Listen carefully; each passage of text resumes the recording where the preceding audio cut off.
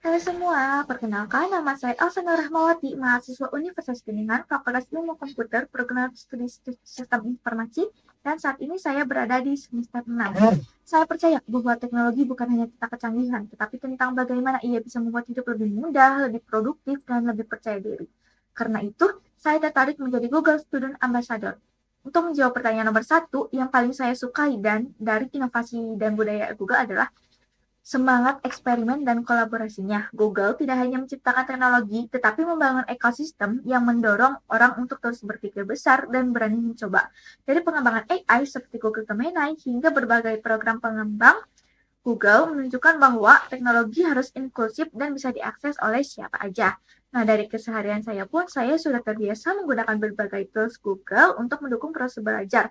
Misalnya menggunakan Google Docs untuk menyusun tugas atau laporan, Google Slide untuk membuat presentasi yang lebih terstruktur, Google Scholar untuk mencari referensi akademik, serta Google Calendar untuk mengatur jadwal kuliah atau tugas harian. Bagi saya, produk Google bukan hanya teori, tetapi yang benar-benar saya kagumi dan saya rasakan manfaatnya.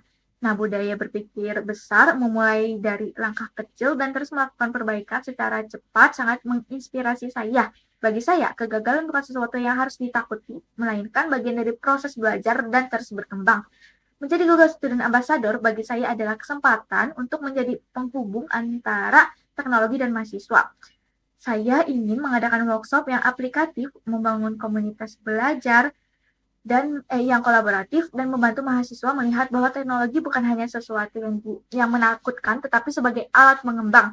Untuk menjawab pertanyaan nomor 2, jika diberi kesempatan, saya ingin merancang acara Tech and Chill from Course to Clarity with Google. Konsepnya itu santai namun praktis langsung. Peserta tidak hanya mendengarkan, tapi menyelesaikan studi kasus secara nyata seperti memperbaiki CV, meningkatkan kualitas presentasi, atau mengatur jadwal yang lebih efektif.